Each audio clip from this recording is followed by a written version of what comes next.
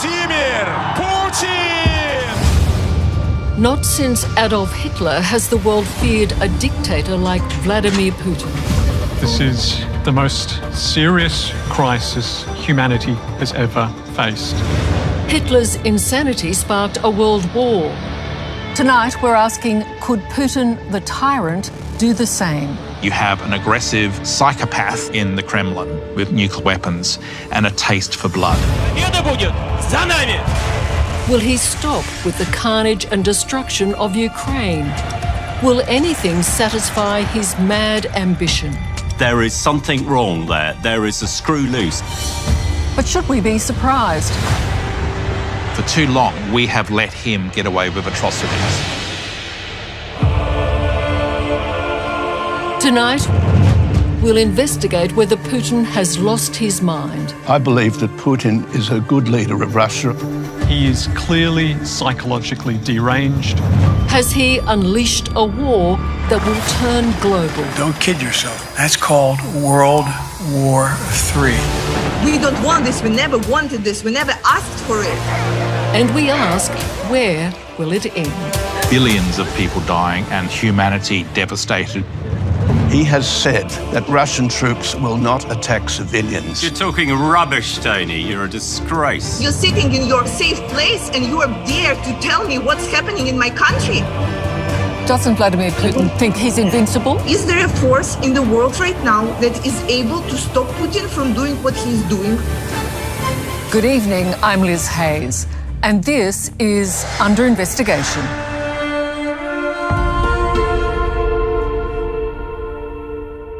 Joining me, defence analyst Malcolm Davis. He is a Hitler with nuclear weapons. Russia expert Dr. Robert Horvath. He is absolutely amoral. And former Australian diplomat Tony Kevin. Putin is the legitimate president of Russia. He has already won this war. In London, weapons specialist Hamish de Bretton-Gordon. This is a person who has threatened us with nuclear war. That would be the end of everything. And in Kiev, politician turned freedom fighter Kira Rudik. He is Adolf Hitler of the 21st century. And this is why Ukrainian nation is fighting so hard. Мы видим это. Бендеровцы и неонацисты. Putin publicly stated his reason for invading Ukraine was that he wants to rid the country of Nazis and drug addicts. It's believed he plans to install a puppet government and get rid of all dissidents, starting with Ukraine's President Zelensky. They came to our land, to our houses. We didn't invite them, but they're here. In short, for Putin, it seems the entire country of Ukraine and its people will serve Russia or die. Sound familiar? Well, it should. Many will tell you it's Adolf Hitler, virtually word for word. Attacking civilians, attacking hospitals, even attacking schools, unconcerned by the collateral damage. It appears that he has the same lack of morals and scruples that Hitler had in the Second World War. I think that Adolf Hitler and Vladimir Putin are cut from the same cloth. I think it's a dream of nationalism and greater empire in the same way that Adolf Hitler had a dream of nationalism and greater empire. It's a hatred of another people. In this case, the Ukrainians. Hitler had a hatred of the Jews. Putin is the man, after all, who believes that the president of Ukraine is a Nazi. The president of Ukraine is of Jewish origin, and a lot of his family were murdered in the Holocaust. Can I give you a couple of metaphors? Once Australia's ambassador to Poland, Tony Kevin has become sympathetic to Vladimir Putin and his war. If New Zealand behaved towards us the way in which the Nazi gangs who've effectively taken control of Ukraine have been behaving towards Russia, we'd have to do something about it.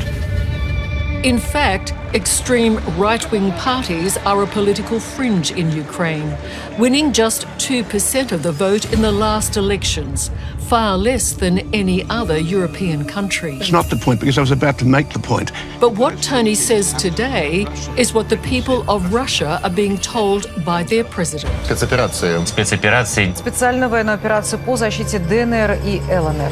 In the days that the war's been going, there's been an absolutely incredibly small number of casualties. The Russians won this war on the 24th of February. And what's been going on since then is bands of armed thugs who control some major cities. For Kira Rudik on the front line in Kiev, Tony Kevin's claims of Nazis overrunning her country is outrageous. You're saying the Nazis? What the hell are you talking about right now? My country is being bombarded by a crazy person. My people are being killed, and you are saying this insanity on the camera right now. This is unprecedented. Kira's fury is palpable, and with good reason, given Putin's bloodbath is based on a lie. I'm here, I'm telling you the people are dying. You're telling some nonsense about Nazis that you have never seen because you're sitting in your warm and whatever safe place and you are there to tell me what's happening in my country right now. They bombard the children's hospital. Amidst the daily attacks by Russian forces, the targeting of this maternity hospital. Что это за страна такая, Российская Федерация, которая боится больниц, боится роддомов и уничтожает их?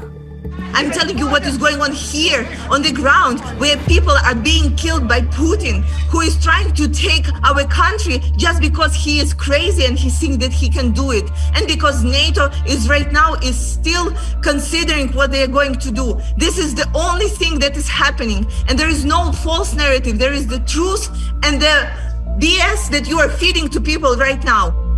One thing the Russians are brilliant at is propaganda and disinformation. And if your man Tony believes that there are only a few hundred people dead and that this is some peace mission, then Putin is winning. There are similar people like him in the UK who appear to support Putin and spread his vile propaganda. I think what we must do is get the information to the Russian people. If they knew the war crimes and atrocities that were happening in their name, I am sure that they would react and try and do something about it. This is war. It's war. Putin is waging war against an innocent people, an unprovoked war where his goal is to dismember Ukraine as a nation state. That's unacceptable behaviour in the 21st century, and NATO must stand firm against Russia, because if we don't, then Russia will continue to do this in other parts of Europe. But what will the West do? To press on with tightening the economic vice around Vladimir Putin. Will we confront Putin? Because we've been weak and we have not stood up to Putin over the last 10 years, he has got some deranged idea that he can act like some modern-day Hitler to take Ukraine against its will, and we cannot, as a moral, free world, allow that to happen. Time has come to change this. The first mark of a tyrant is his willingness to lie to the world without caring that he will be unmasked. For months and weeks leading up to his invasion of Ukraine, Vladimir Putin swore it was all propaganda from the United States and the West. По поводу, хотим мы этого или нет? Конечно, нет. Even now, weeks into what clearly is an invasion, his ministers claim they have not. Мы на Украину не нападали. На Украине мы просто... I want to tell you the story about today, about why we cannot trust Putin, why there is no peace with Putin. Dear Ukrainian friends and allies, we are right now in Ukrainian parliament. Kira Rudik is a leading member of Ukraine's parliament.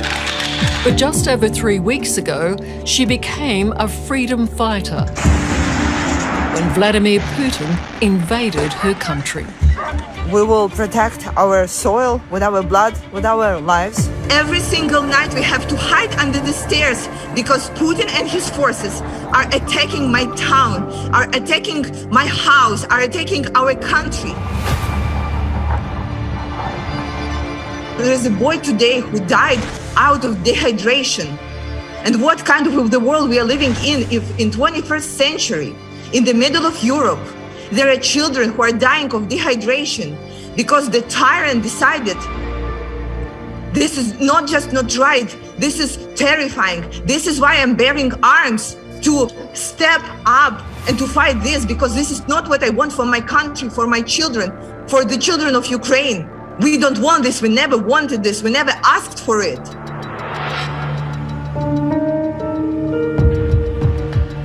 Those who have met Putin in the past say he has changed from being a cold, calculating leader to a man now possessed by the delusion that he is Russia's new Tsar, its absolute ruler, with a personal destiny to restore the greater Russian Empire. К мировой войне. According to reports, he is isolated from reality, afraid of catching COVID or being poisoned. When he does meet his generals or foreign leaders, it's from the end of a ridiculously long table. And now he's even threatening nuclear war. Psychology suggests one word for it: paranoia. What is it telling us about the man? Until 2 weeks ago, I thought Putin was a pretty evil person, but he was an intelligent person. Some of the decisions that he has made in the last 10 days leads one to believe that there is something wrong there. There is a screw loose. This is a person who has threatened us, the international community, with nuclear war. That would be the end of everything. And somebody who is prepared to threaten that is prepared to do absolutely, virtually anything. World War II and Adolf Hitler, the vilest dictator in modern history, was ultimately stopped by a global alliance fighting against him. But Hitler's defeat was also because of his delusional decisions, made while believing he was a military genius. It is perhaps another Putin parallel. Malcolm, who's calling the shots in this war? The tactics are Putin's? In most authoritarian states, military command and control is very much from the top down. So Putin would have overall command authority. He would be having oversight of what the Russian military is doing on a day-to-day basis. By profession, he is a Secret Service agent, but he is commanding a conventional war. And we've seen his tank battalions and infantry actually operating very badly, very poorly. And I expect that's probably because the detail logistics and the detailed planning has not got in there, because Putin just doesn't understand it. We've seen that 40-mile tank line north of Kiev.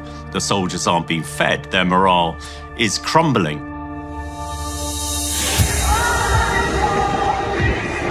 As Ukraine's resistance grows, Russian atrocities escalate, including reports of Putin's forces killing women and children fleeing along humanitarian evacuation routes in the beleaguered south and east of the country.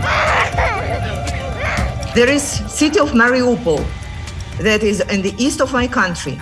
It has been bombarded almost to the ground.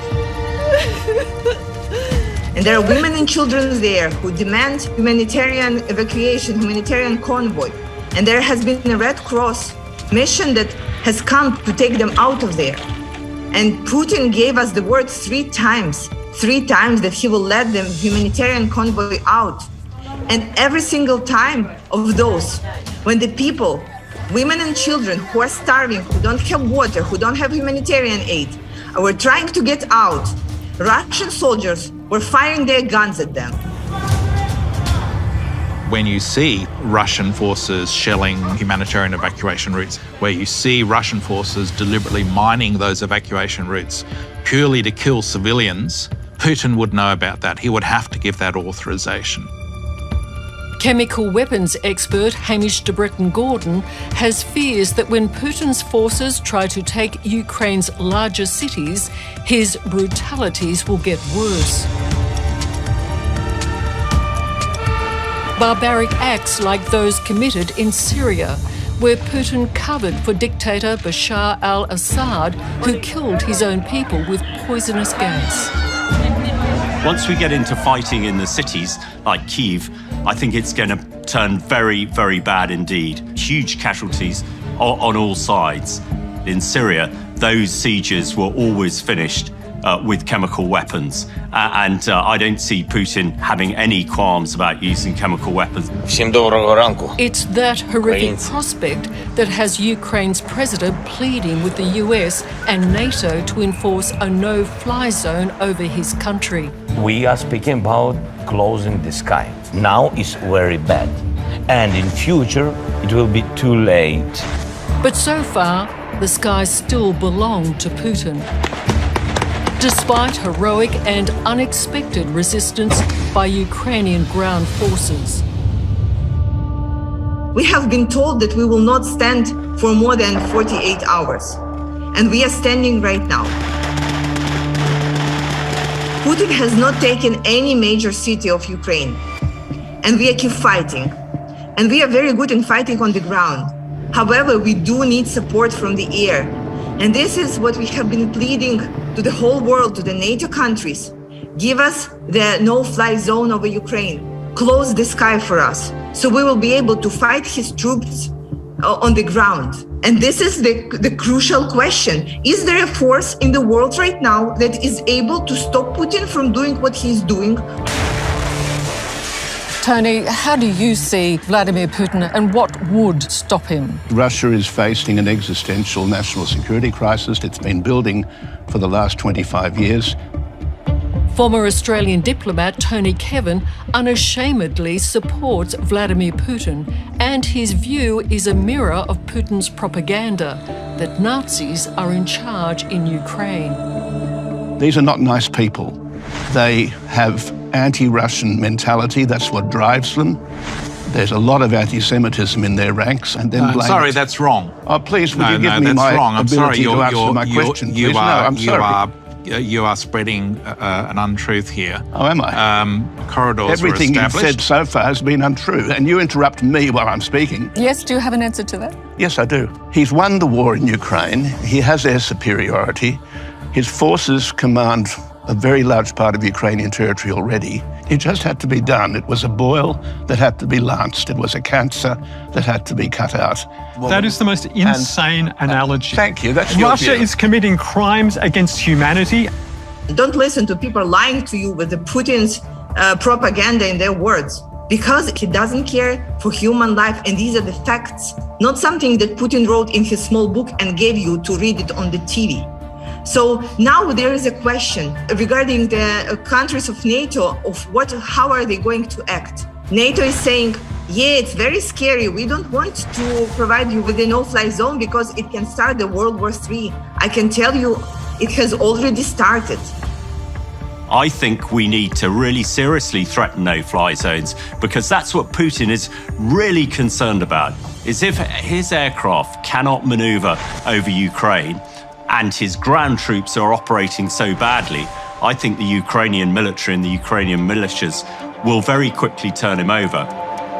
But defence analyst Dr. Malcolm Davis believes a no-fly zone might set off a chain of escalation that could end in doomsday.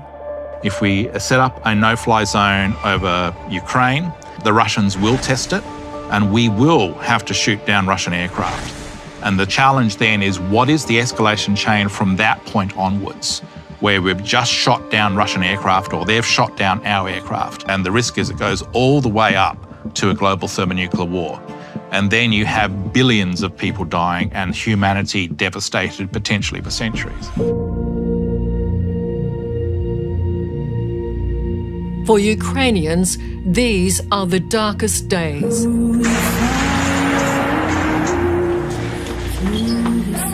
An unprovoked onslaught by a massive military force.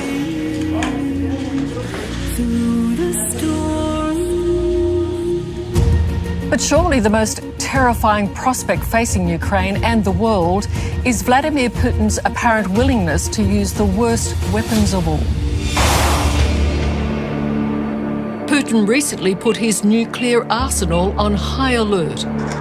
And as the world already knows, Russia has stockpiles of the deadly nerve agent Novichok and has shown no compunction using it in the past.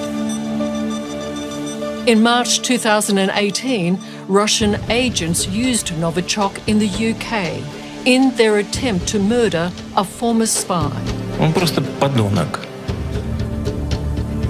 They turned the city of Salisbury into a chemical war zone. It took us 18 months to decontaminate Salisbury for a quarter of an egg cup of this stuff. Chemical weapons expert Hamish de Bretton-Gordon lives in Salisbury and saw the devastation caused by Novichok, a deadly substance banned by international treaty. It took 13,000 hours, 37 vehicles were buried or destroyed, and tons of rubble were taken away from Salisbury and buried or burnt. Russia's chemical attack killed an innocent woman and left a policeman, Nick Bailey, crippled for life. My whole body was just dripping with sweat. I was very, very unsteady on my feet. The sweating had gone from my forehead down my back. I was confused. I didn't know what was going on, and it was really, really frightening. What does it tell us about the man? It tells us that he is absolutely amoral, that he is prepared to unleash any kind of violence as long as it helps to maintain himself in power, because he is so corrupt that he has no way out. Putin has such a record of criminality behind him that he has no way out. The best he can hope for if he loses power is life in a prison cell in The Hague.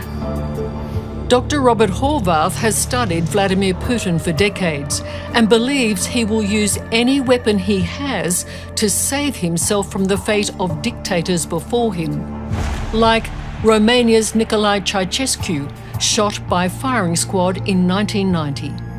Saddam Hussein, hanged in 2003, and Muammar Gaddafi, who died at the hands of a mob in 2011. According to Robert, it's that kind of violent end that Putin fears most. Putin's conduct relies on terror. He's employed terror for many years. He has shown no concern about human life, and I think that's one thing he's thinking now. It's that he sees himself in that place where suddenly everyone's left him and he's trying to escape with his last 3 bodyguards and he's cornered. So if he's disconnected from reality, then we are in serious trouble. Classic example, what would Adolf Hitler have done in the final days of the Third Reich if it had nuclear weapons? I do think we are in that sort of downfall scenario where you have a leader that is isolated from the truth, isolated from voices of reason and opposition, surrounded himself with yes men, and is firmly believing in his own messianic destiny. And he's got 6,500 nuclear weapons and a willingness to use them. That's the real danger here, that we're already in World War III, we just haven't crossed swords yet. He already threatened to use the nuclear weapons. He already have done this. So what else do you think should happen? In Kiev, parliamentarian turned freedom fighter Kira Rudik says NATO and the West are not taking seriously enough Putin's nuclear threat. NATO countries right now standing behind and saying, hush, hush, we will hope that he will not be using it. We don't want to start the nuclear war. He already threatened to do it.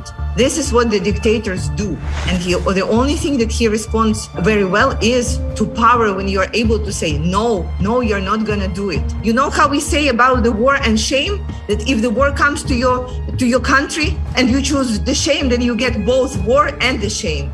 And this is what NATO is doing right now. His threatened to use nuclear weapons, I think, is to terrify the international community. So we go to our leaders to acquiesce and don't get involved in Ukraine. And that's obviously the last thing that we're going to do. I think the other thing is, if he is prepared to use nuclear weapons, he's probably prepared to use almost any weapons. And I've seen chemical weapons used extensively in Syria, and that is something that we need to be really concerned about. Putin's propaganda has trumpeted its so-called mother of all bombs, the most powerful non-nuclear explosive ever created. And there are reports this terrifying weapon has already been used in Ukraine. The objective of Putin here is to maximize civilian casualties, to blast them into surrender, to essentially break their will. So what he's doing is he's committing war crimes on a day-by-day basis in Ukraine. He's killing thousands of Ukrainian civilians. Putin has conducted an unprecedented limitation on rules of engagement during this war. He has said that Russian troops will not attack civilians, that Russian troops will not attack... You're talking rubbish, Tony. You're talking rubbish. You're a disgrace. What is like a rubbish? It's like really what's going on here. Have you even heard yourself? Have you even looked at yourself about that? This is a total nonsense. Vladimir Putin's unprovoked assault on Ukraine is the largest ground war in Europe since World War II.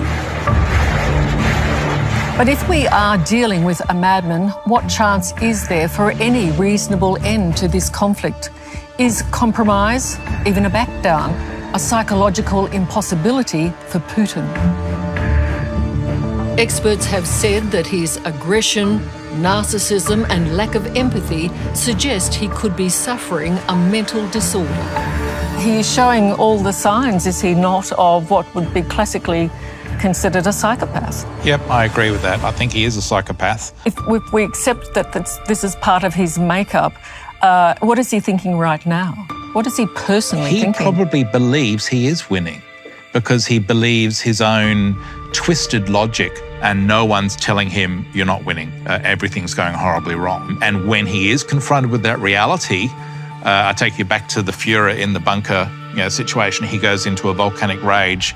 Who knows what he's capable of doing when he's finally confronted with the reality that he's created. He has utterly failed Russia as a leader. He's failed the Russian people and he's threatened the world. And when he's confronted with that, I worry that he's going to escalate, that he's going to choose, I must push forward no matter how much it costs. All or nothing.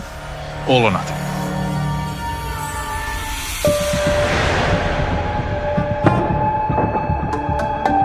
There does exist one possibly remote outcome for the crisis ignited by Vladimir Putin's invasion of Ukraine. With Russia sanctioned by the world, its banks unable to do international business and its economy and currency spiralling, Putin may yet be defeated from within. What is his weak point? Where is his weakness? His weakness are the Russian people. Stand Fast Tony obviously supporting him and others like him. But I'm sure the Russian people, if they understand the crimes against humanity that are being committed in their name, then they will do something about it. And let's hope there are a few good men and women close to Putin who sees this disaster unfolding and will aid the rest of us to remove him and prevent Ukraine developing into a third world war. The reason these attacks are happening is because Vladimir Putin's in power. One man who has suffered because of Putin's apparent paranoia is Russian resistance leader Vladimir Kara-Murza, who, at great risk, is currently leading protests in Moscow against Putin's invasion of Ukraine. The reason these attacks are happening is because we have an undemocratic, corrupt, authoritarian regime established and maintained by the close circle of former Soviet KGB officers around Vladimir Putin and led by Vladimir Putin. You know, we have no free elections in our country. We have no independent media on a large scale in our country. We have hundreds, and this is by conservative estimates, hundreds of political prisoners sitting in our prisons today, not because they committed a crime, but because they have crossed the paths in one way or another of the current regime. But anti-war protests are gathering force on Putin's home soil, despite a violent crackdown and a Russian media blackout. Tony, you've been in Moscow, you've just come back from Moscow. It is a truth that Putin has shut down the independent media. Former Australian diplomat Tony Kevin supports Vladimir Putin's regime. Russian people still have access to internet. They follow internet avidly. They have increasingly less access to the internet because the Putin regime is throttling websites, it's shutting down websites. It has introduced draconian laws that impose 15 years of prison for fake news about the war.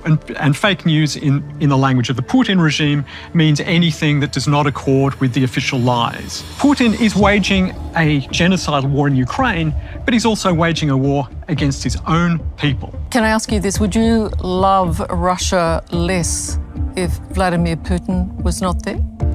It's an irrelevant question because Vladimir Putin has the confidence of his people. Right. He has the confidence. He has their confidence because he's suppressed freedom of speech, he's suppressed normal politics, he's destroyed democratic institutions. You silence them, but he has their confidence. I've been there for the last month.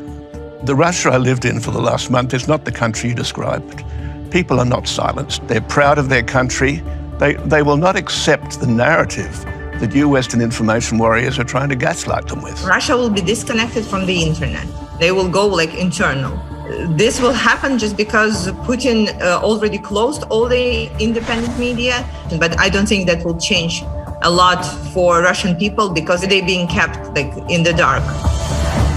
Despite Putin's attempts to suppress the truth, it is clear that many Russians don't like this war. Hundreds have already been arrested while protesting against it. Malcolm and Robert, is it possible that Putin will be defeated by his own people? Is that possible? Look, that's the best case outcome here.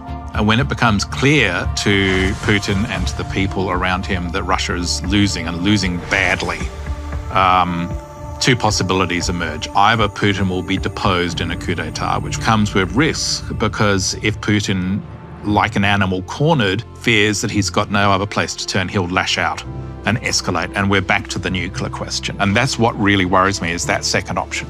Robert, the oligarchs, is it possible that they have got some sway? I think we are beginning to see splits within the elite. Вы предлагаете начать переговорный процесс? Signs of how uncomfortable some of the people around Putin are was evident at the surreal session of his Security Council where he basically humiliated a whole series of his subordinates publicly.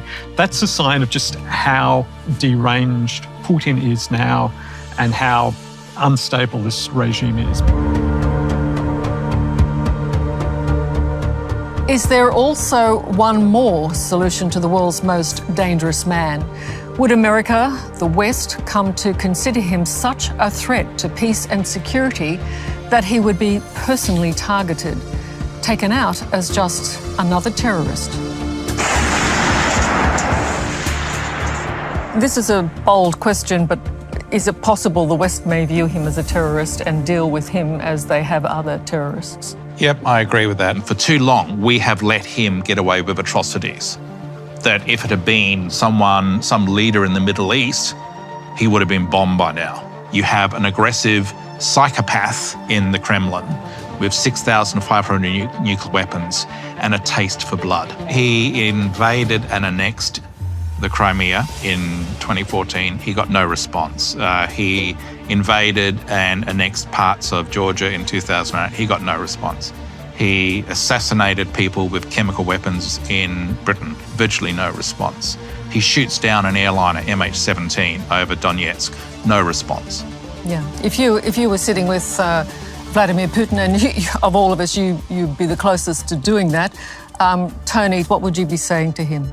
I believe that Putin is the legitimate president of Russia. He speaks on behalf of the Russian people. I would be saying, keep your nerve.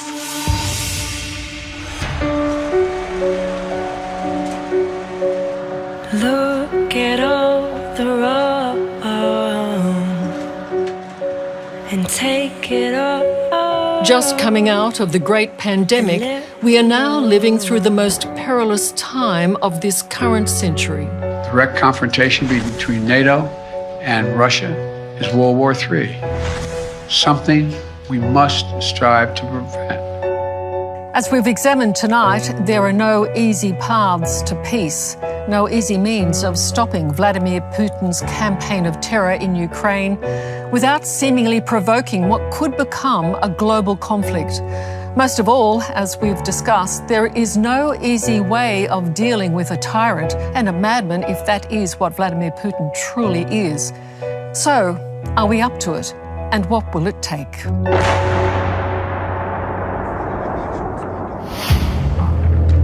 Our experts believe we could be entering the most dangerous days of the war so far. This is the most serious crisis humanity has ever faced. For 20 years, Putin has destroyed every single check and balance in Russia. He is clearly psychologically deranged. He is seriously deluded. He enjoys raising the possibility of nuclear war. His propagandists boast that he's more virile than Soviet leaders because he's prepared to wage nuclear war. We are in extreme danger. I don't accept the false information narrative. Alone with his views, former Australian diplomat Tony Kevin continues to challenge our other guests' views of Putin. I've been to Russia, I've seen both sides, I've formed independent views, and I will continue to express them without intimidation.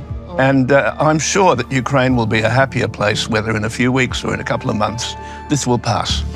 The Russian system is going to be strong and independent, and it won't be intimidated by the sort of nonsense I've heard spoken here today. I'm really concerned, you know, if Tony really believes the metaphors he's talking about, and if I was an Australian and I had the honour of serving with the Australian military for a couple of years, you know, I'd be really ashamed that sort of rubbish that he's purporting there. I mean, it's absolutely ridiculous. A thought that this will all be over and people won't be killed. I bet you there are thousands and thousands of people killed, and most of them will be Ukrainian civilians. And we must do all we can to reduce that, and equally all we can to find some sort of peace. I think we're on the precipice. We're looking over an abyss that if we fall into it, you know, end of. It's a war not between Ukraine and Russia. This is the world between values. This is the war between future and the past, between rebuilding the Russian Empire and a new world where countries can be free and decide for themselves, where the world's sovereignty means something. Because what we are facing right now is a real nuclear threat. What we are facing right now is a real humanitarian catastrophe. And what we are facing right now is a real screw up in all mutual trust between the countries.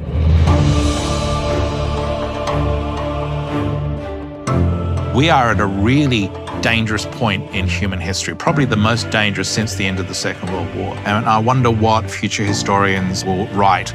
Was 2022 the year that the Third World War began?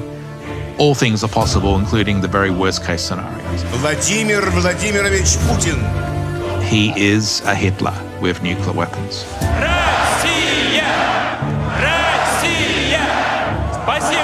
Well, this will be a moment in history we will always remember, and some say a turning point for the world and how we live in it. I want to thank you all very much for joining us this evening, and I thank you too. I'm Liz Hayes. Good night. Hello, I'm Liz Hayes, and thank you for watching Under Investigation.